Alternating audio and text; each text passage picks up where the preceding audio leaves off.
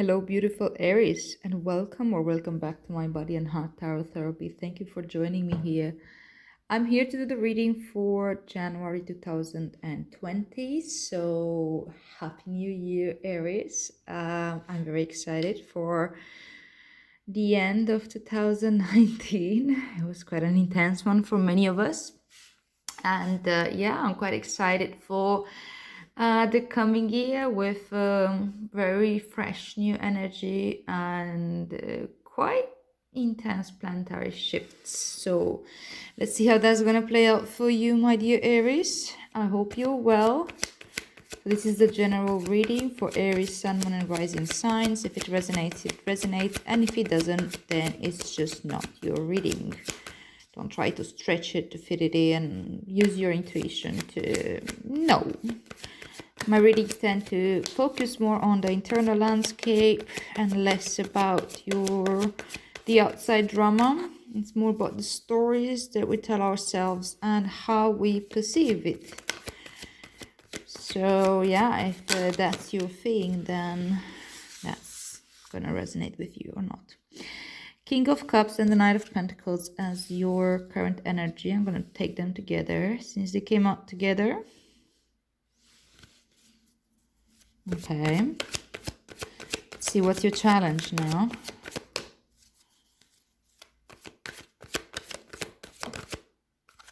Eight of Swords as your challenge. Ouch. It's not an easy one, so that ouch comes from relating and compassion. Three of Swords is your focus.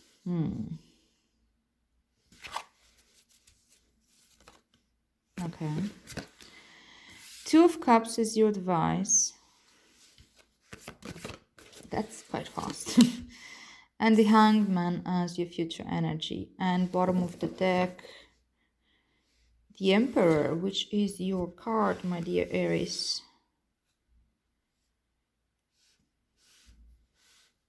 This is the Aries energy. So, and also this is your underlying energy, what you're working towards and with this month and this beginning of the year, eh?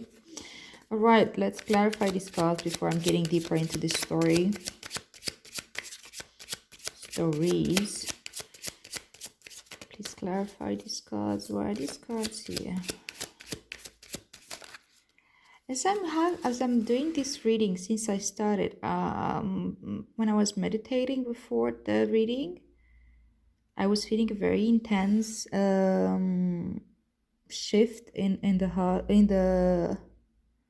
my third eye, and now I'm feeling a strong, intense sensation into my heart space. And as I close my eyes, I see the energy moving in a circle, like a spiral, this way. I don't know, this is clockwise, right? I don't know what that means to you, if it means anything, but it's so intense I felt the need to share it.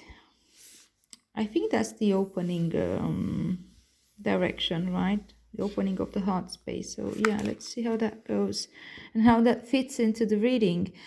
So we have the Nine of Swords with the King of Cups and the Knight of Pentacles as your current energy. You have the Prince of Cups along with the Eight of Swords as your challenge. You have the Six of Swords with the Three of Swords as your focus. You have the Eight of Discs, which is Pentacles, with the Two of Cups as your advice. And you have the Queen of Wands with the Hanged Man as your future energy. Nice. And bottom of the deck is the Knight of Pentacles, again, the Knight of Discs, which appears in your current energy as well. Interesting. Let's see what this is about. The Emperor. The Emperor talks about being within one's full power, right? The Emperor is the one that can take full responsibility for himself, but also for his entire empire. in order to rule, he needs to understand the needs of the many. He needs to understand how to provide for those needs, and he's obviously more than capable to provide for his own needs while in this position. This doesn't work from a position of self-sacrifice, because that's not sustainable. In order to keep an empire running, you need to be fully aware and of your own needs and being able to fulfill those. Yeah,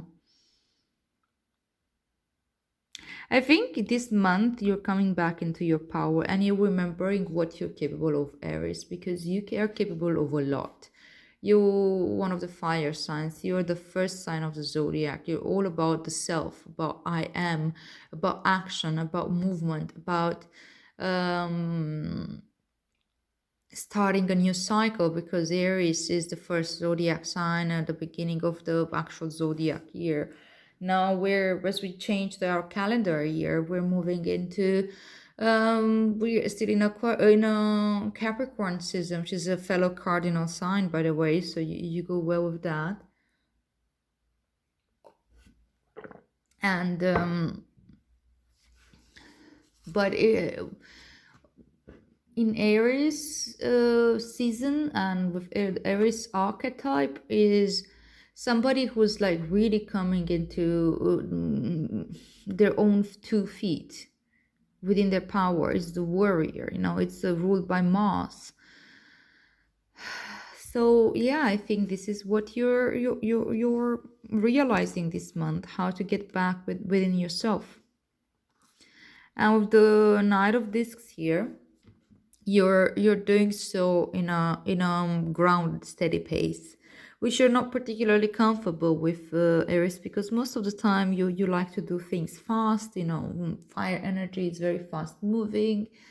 Depends a lot also where we have more Aries in your chart, if it's your sun, moon, or rising, how that manifests for you. And also depends what else do you have in your chart. Maybe you actually have a lot of earth in your chart and you're learning to get to this earth and fire energy to work together for your own benefit. But yeah, you're learning to take it step by step, take it slowly, moving by making small, like making plans and making methods that work for you, in order to stay within your power, in order to become aware of how powerful you really are, and how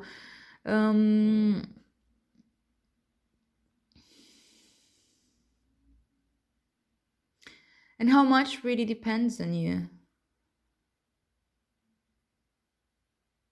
Yeah,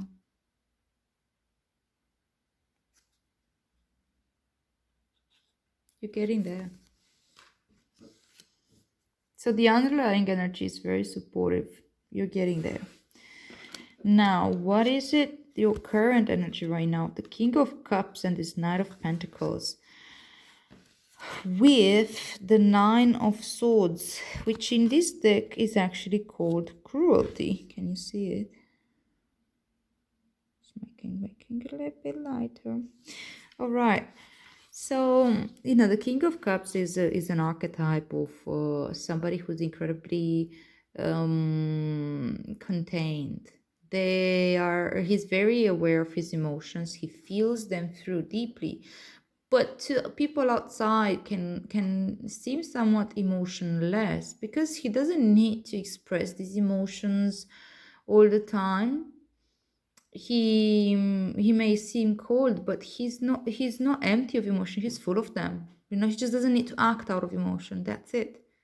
He can be very creative. He can be very empathic and compassionate.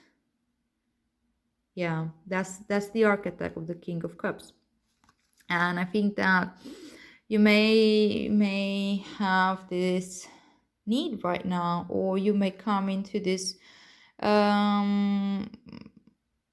you're able to sit on this throne of the King of Cups right now, like really feeling through your emotions and really tasting them and really understanding them and floating on top of your emotions, not allow them to drive you, which is a big deal for fire signs, yeah, where we're not necessarily deeply emotional all the time, but we can always act out of emotions quite intensely. I'm saying we because my son is in Sagittarius, which is also a fellow fire sign, so I can deeply understand how that works. Though Sagittarius is a bit more laid back in general than out of the fire signs, they're a bit more chill. Anyhow, like having this King of Cups here as your current energy, I think you're finally getting that um, containing your emotions and being fully aware of them and allowing yourself to really, really drive this vessel that is you. And with the Knight of Pentacles, again, you are doing this again step by step. Slow but steady growth. The Knights talk about expansion. So this is an expansion that is done slowly, but it does have impact in your physical, immediate physical reality, right? Like your body, your finances, maybe your relationships. But when I mean that, it's more about like how does it really manifest into your physical reality. You can start seeing changes. You can start seeing the impact of what is it that of your actions. Nine of Swords, it's cruelty, and it's Mars in Gemini apparently. So our minds can be our friends or our enemies. It's a tool that's why it's actually a sword that it can be used to cut ourselves free or to enslave ourselves. And here, look what's coming. I mean, this makes it does make sense.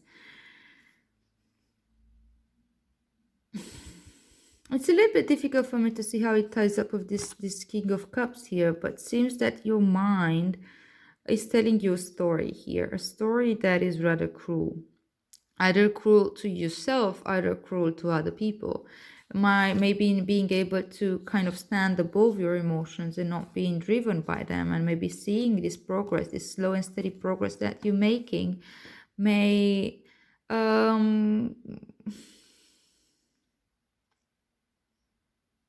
come out to other people at least as cruel.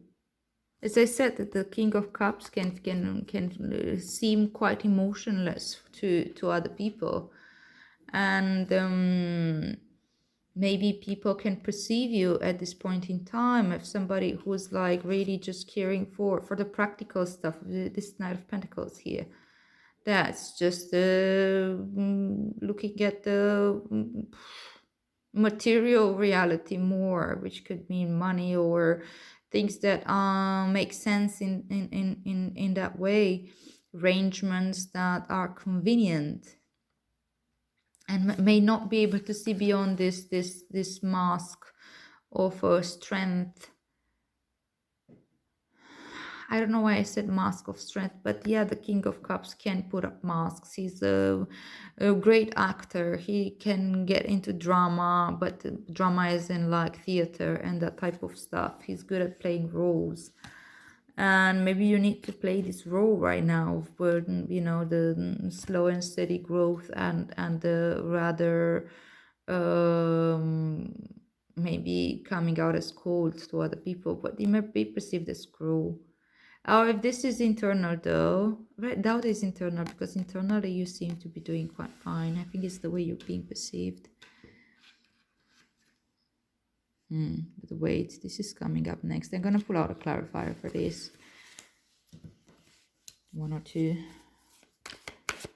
So why is this King of Cups with the Eight of Swords here as your current energy? And the King of Pentacles, the Knight of Pentacles.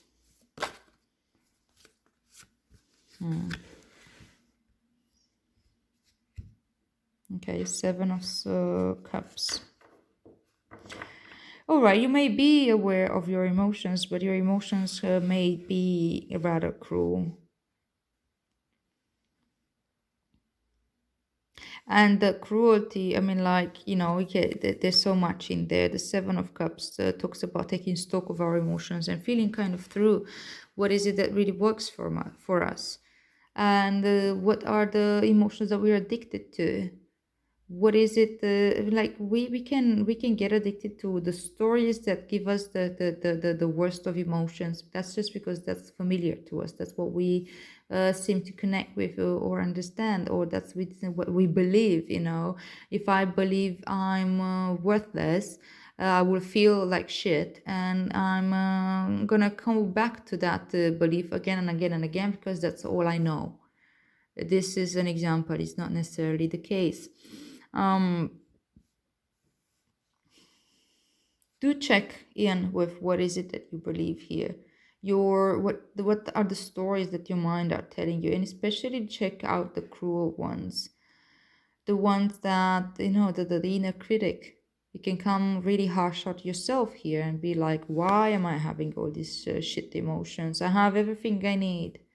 Sometimes we go into this like really belittling ourselves for feeling depressed or sad when we're doing better on a practical physical reality than other people. Oh, well, I haven't been heavily abused, I haven't been, I don't know, I'm not in war, and I haven't been the victim of this or that, and yet I feel like shit. Why? you know and in these moments, we need to actually be really gentle with ourselves. These emotions we are carrying, they've been there for a reason. All emotions are information. And the King of Cups knows that. But with the Knight of Pentacles here, this is a slow and steady progress. It takes time, and it takes time to get to see what's in all these cups here and see which cups is the right one for you. You may have to go for trial and error. You try this one. I don't know what this head is here. Maybe you realize, that's not really what I need. Maybe you get the snake and you get bit and you suffer through it, and then you recover. And actually, snakes talk about healing and groundedness and rebirth. But I mean, like, the point is like to learn to use your intuition and to see beyond the illusion. This is a very cloudy, dreamy energy, and we could also talk about like dreaming big, but I think in this particular case is really related to your emotional baggage. And yes, you, as a King of Cups, you may not be a victim of this emotion. You may kind of rise above them and not having to show them all the time. But the way you show up to yourself here, for yourself, can be if you're carrying a lot of negative emotions, can actually perpetuate more negative emotions. And not to say that I'm always into like positive thinking. I'm really not a big fan of this methodology, because I believe it can easily lead towards bypassing, spiritual bypassing, or living in denial and so on.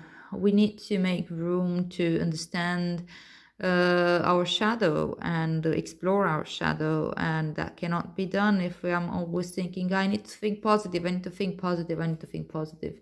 But it is also still important to not fall into the trap of constantly thinking negative, because we sometimes can get drawn and lost into that, can get blindfolded, and we don't see the reality anymore. We just see the story that we tell ourselves. So what is pretty hard for you right now is to detach yourself from the story that your mind tells. Apparently you may feel really blindfolded. You may really feel like you feel trapped somehow into whatever the circumstances is. I don't seem to have much information what this is all really about outside of yourself. It's more about so much, it's so internal, But with the Prince of Cups here also as your challenge, along with this Eight of Swords, The Prince of Cups is a little bit more moody. He's a little bit like somebody who's wearing his heart on a sleeve, and he's like the hopeless romantic, but he always kind of needs to have someone to connect with. He can lean towards codependency at times. And maybe, this lady here is like left out into the on the wayside, and she's blindfolded and she's tied down, and she's um there's no one there with her. But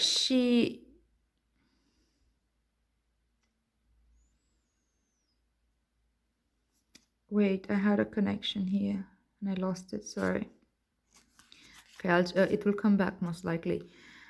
See, she's blindfolded. She feels like she's not under control here. By the way, you're getting out of here for sure, because you're working with the Emperor, right? You're working with your own energy here. But it's important for you to see how and when you feel like trapped, when maybe you feel like you need to be saved with this somewhat not so independent Prince of Cups here as your challenge as well. Maybe you're still in some type of archetypal story that you're the princess in the high castle that is waiting for her knight to come and save her. If you're a lady, if you're a gentleman, I don't know, an equivalent of that, whatever that is, to fall in love with the right woman that would save you from miserable, I don't know exactly what can be, just like not feeling good, or feeling like, I don't know, somebody to validate your worth and your qualities and things that you can't really see in yourself, because you can have such a cruel thought pattern against yourself, being maybe too tough on yourself, being always. This is also a defense mechanism. Like, it's obviously that you're just trying to make sure you're not gonna hurt, and build up all this anxiety and all this like critical mind within you, but that's not really going to help you. That's going to trap you. This lady has been trapped by her thoughts here. The swords represent thoughts, is the mind. So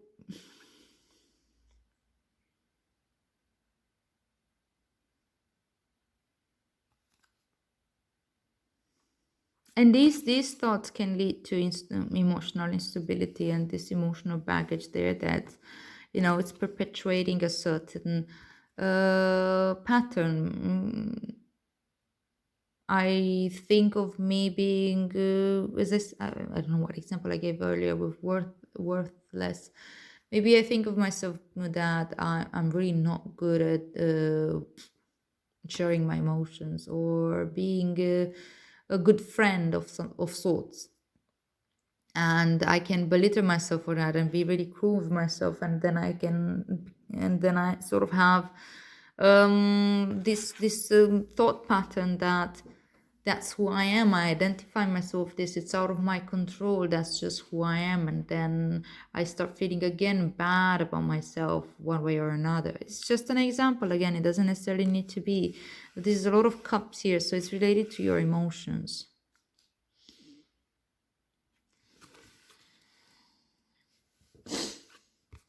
The Three of Swords with the Six of Swords is your challenge, though. No, your focus. So whenever you feel like this, cruel to yourself, or trapped within your mind, imprisoned somehow within your this cycle of thoughts, that's obviously a pattern, a thinking pattern that's like a neural connection that is lighting up whenever a particular trigger comes into your life. And you need to go to the core of it, understanding kind of what was the trigger, what is it that hurt you, and What is that you're trying to protect yourself from? What is your mind keep trying to protect you from with this inner critic and with this prison of the mind? Maybe you were afraid of being hurt emotionally. Somebody hurt you in the past. You've been hurt in so many ways. We all have been. It's that's how life goes. It never happens. I've never seen one person that hasn't been through some type of heartbreak. So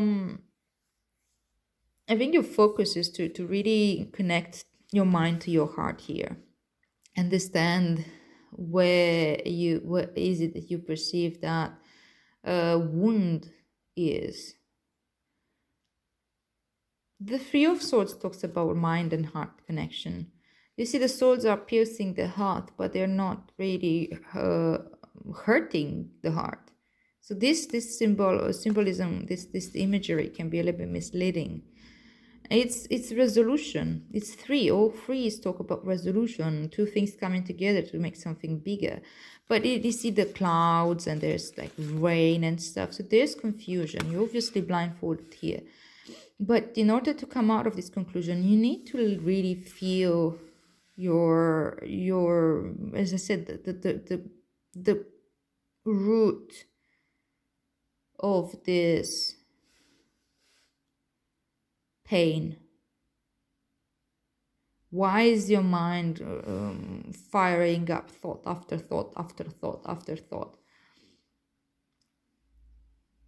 When we don't have any underlying issue, we tend to be relaxed and joyful and grounded, and we connect and so on.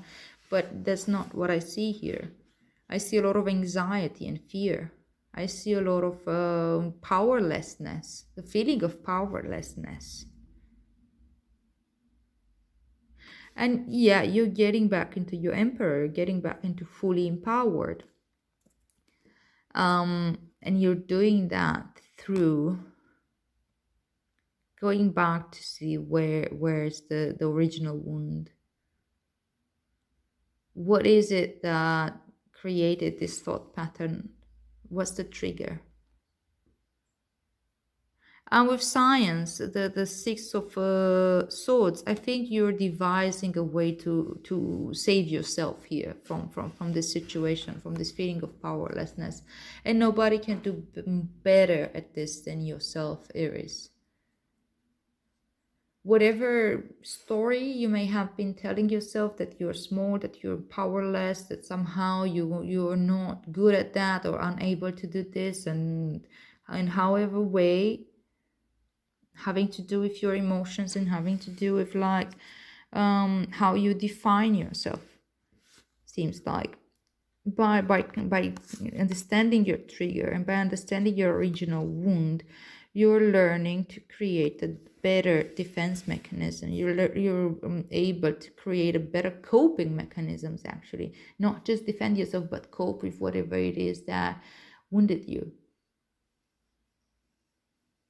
Gosh, the sensation I have in the heart from the beginning, it's still there. So I really feel for you, Aries. Those of you that resonate with this reading, because not every Aries will, obviously carry a deep pain here.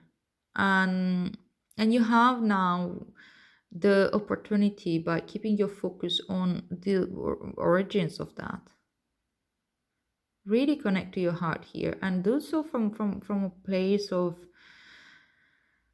compassion. Sixes do talk about compassion and about service and about like kind of understanding a little bit that our self is not just the self-contained by this particular body and just me. We're a little bit bigger than that, because we're all connected. We're all part of the same, we're on the same spaceship called Earth. We are all an organism. And the sixes do talk about this. In the weight deck, the Six of Swords shows a small family, like a woman and a child, I think, moving over a river and moving away from a difficult situation. Actually, it can also be interpreted as moving beyond this realm with crossing the river Styx. But it's not just that, it's really like moving away from a thinking pattern that keeps you trapped, and it holds no kindness for you. Oh, this cruelty card here, definitely there's some thought pattern that's very unkind here. And it can be towards yourself, but it can also be towards other people eventually. Because the way we treat ourselves, we treat others too. Maybe not as direct, maybe not so obvious, but we judge others the same harshness that we judge ourselves, really.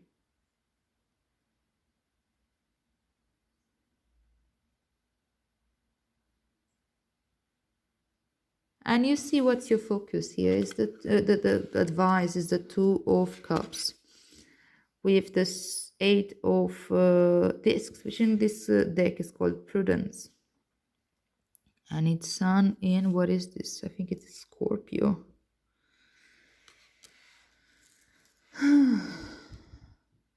Sorry, that heart space pain is quite intense. I so feel for you, love. Okay, so the Two of Cups talks about coming together, allowing these two different parts of yourself that had been at odds with each other, the inner critic with the, I don't know,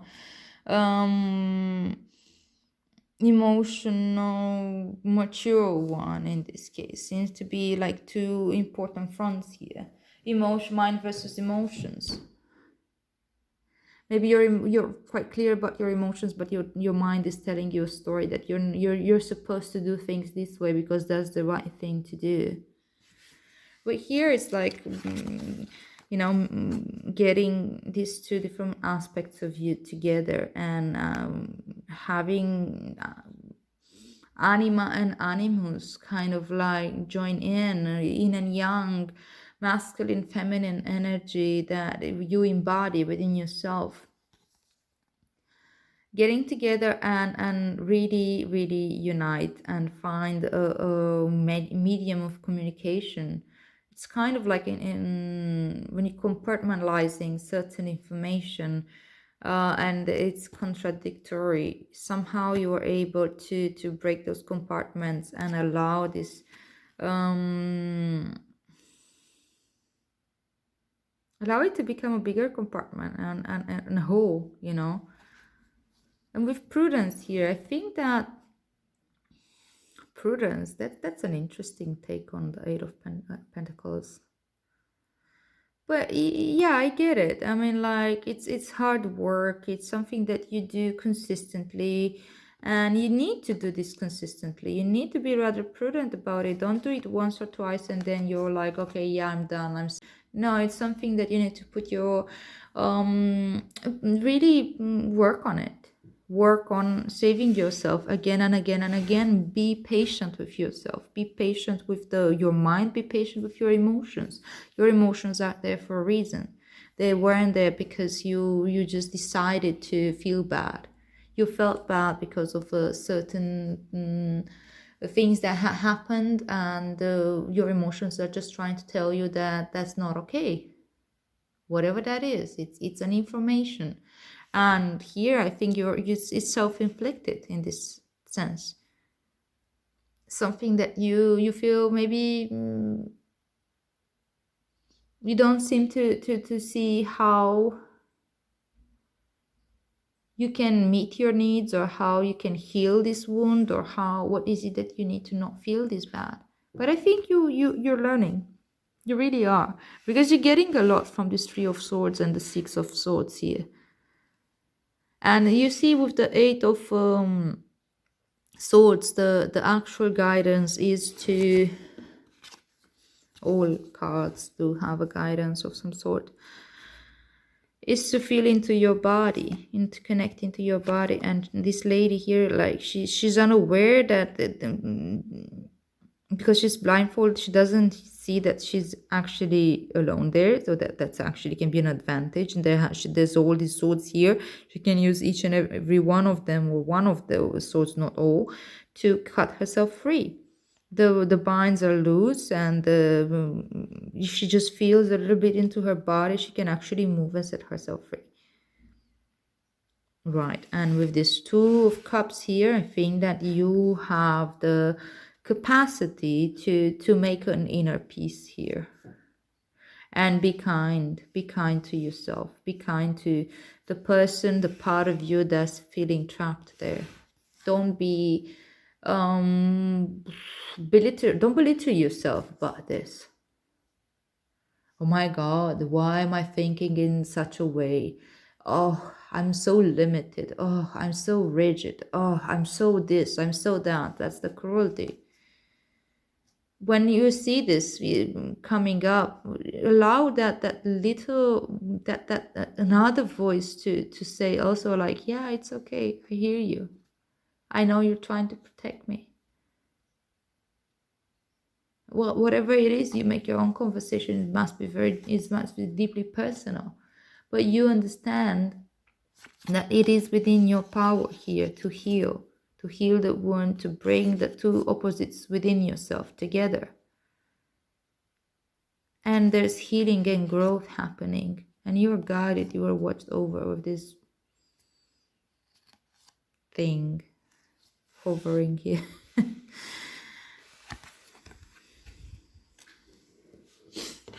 And this takes you to a heart opening. And if I think back at the past few readings of Aries, they had been about heart opening. So whatever it is that happened to you and how you perceive this, it had to take you to this place where you can open your heart. And that means that you need to challenge your stories here. Whatever those stories are, that you are less than or more than, or good enough or too good for, what are those stories? They need to be challenged in order to relax the mind and have access to your heart wisdom, which is the deepest wisdom that you can access. When you're centered in your heart, and the Hangman does that. He's like getting enlightenment by changing his perspective, and hanging from this tree here does just that. He's taking a break. He's not like rushing into, he's taking it slow, like it is. Again, you have two cards here, the same card, telling you to take it one step at a time and put in that work. And the Hangman, there's a lot of waiting involved, but that's because he sacrifices the time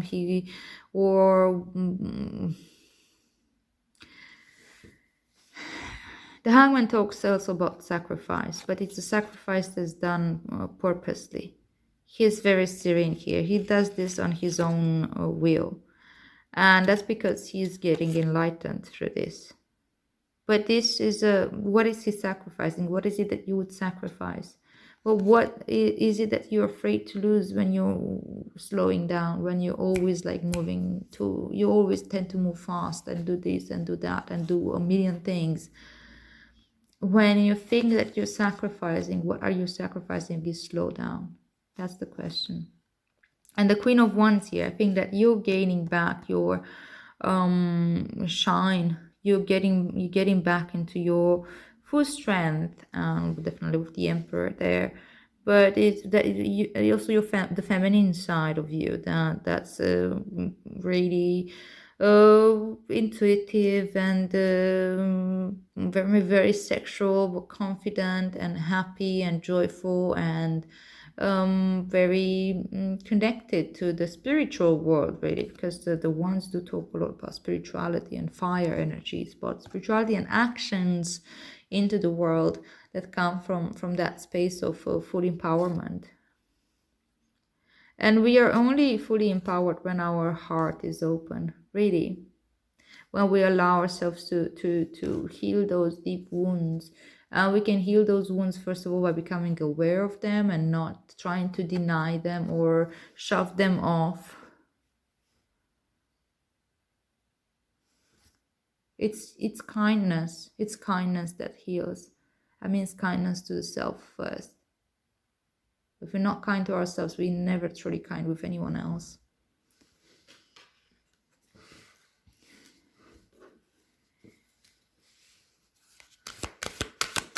Let's see what Rumi can contribute here with for this reading to really hit home for those of you that need it. And you know what? I have all the compassion for this, and I don't know if I stress that enough. I'm very familiar with this process. I've been there many times. I've been in this position of being trapped in my mind and overthinking. I've been in that position of really being cruel with myself and criticize myself in ways that I would never really criticize anyone else, at least not outright, you know. And when I'm confronted with this, I tend to become defensive. I don't know if that's the case with you, but because we're like, Haman is not just a story that I tell myself. We're like, feel through is not that like this story is true for you right now. I'm not saying it's just in your head. Yes, it is just in your head, but it's also very real for you because you're there. You live there right now. But if you get a little bit more into your body, then you will live in your body. And then if you focus on the heart, you will live at the heart. And then you are able to heal and get things together. And then you come back into your heart and you open your heart and you access your full strength. So, yeah. It's really being patient with yourself and being kind with yourself and allowing yourself to feel rather than think. There's something you avoid feeling here. And maybe for good reason. I'm not saying, I mean, like, we can carry incredible emotional baggage. It's so much easier sometimes to belittle ourselves in order to protect ourselves. I put myself down so others don't have to.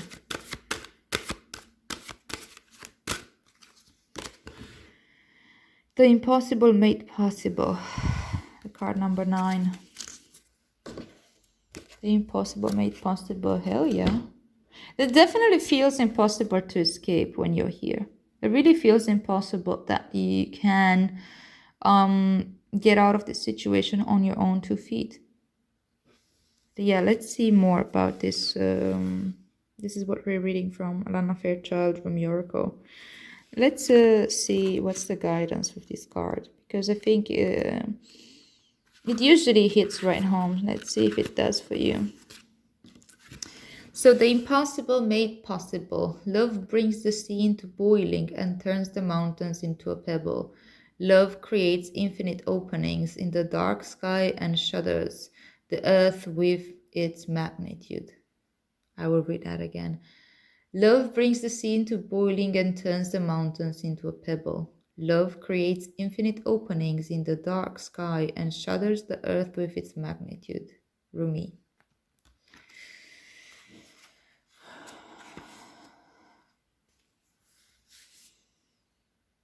We only limit what we believe to be possible by our lack of imagination. Thank God. That's exactly what I'm trying to say here. We're the ones limiting ourselves. This is the epitome of the limiting beliefs. The divine has recourse to all that is and all that is yet to be. Is there any limit to the resources of the heavens? No. So then why has not every impossible dream now been rendered possible, indeed manifest in shining glory upon the earth? The human heart knows everything, envisions, can manifest according to divine timing and grace. Yet the mind does quake with fear, so much so that it will not listen to the heart at times. That fear is a childlike nightmare. That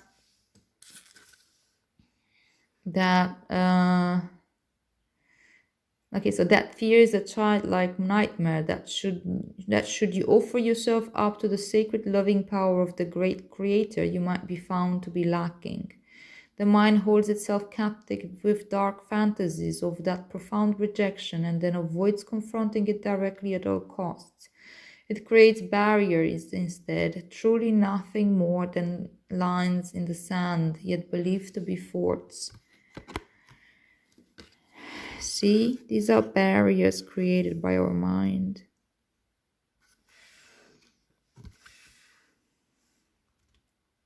But what strongholds can resist love? It is like water. This card also is called love in both these other decks. So it's very important to come back into that place of your love. So what strongholds can resist love? It is like water. It seeps into every available space and changes form to survive in every environmental condition. With unfailing intelligence, it creates life from steam to ice, rainfall, the river, and the ocean, rain descending into snowflakes, snow capping the peak, expressing itself with beauty and genius. It nestles under the earth and rises to the sky only to return to the earth again. It will erode blockages and prevail no matter how long that process takes. It carves the earth into shape and form. Where it is, there life is. Such is the adaptable intelligence and persistence of water, just as is the power of love. So now you are guided by this loving power to drop the doubt, shed the incredulity, and open up the mind. Allow your imagination to be inspired as though you are a child in a great garden, hearing the breath of the earth in the wind whipped leaves and the voices of the ancestors in the birdsong. The universe wants something to happen for you, something beautiful, something utterly improbable, and something perfect for your path, your own unique divine destiny. Your mind will wonder if it is even possible. People around you may wonder the same thing, but your heart will burn for it to become real, to become more than a fantastic, improbable dream. You'll want it with all your soul. You may not be even consciously aware as yet what this great desire is, but your heart knows. It holds the secret knowledge and will unveil it when your mind can handle it. When your heart is much more powerful than your mind, you won't unintentionally block the incredible grace of manifestation, seeking to pour into your thirsty soul like the sweetest, purest waters of blessing. So, my dear Aries, you're opening the heart, and you may have had a few tries at this, and you may have resistance from your mind because it's terrifying, it's changing the paradigm. But you have the strength, you have the ability, you have everything that you need, my love. You're fierce, and your love is fierce as well. So I hope this makes sense to you, Aries. If it does, please like, share, and subscribe so others can benefit from these readings as well and to help my channel grow and stuff. So yeah, enjoy this coming month. Have a beautiful, beautiful new year. I hope you have the end of the year that is really fulfilling and brings resolution and closure to you. And I hope to see you here again.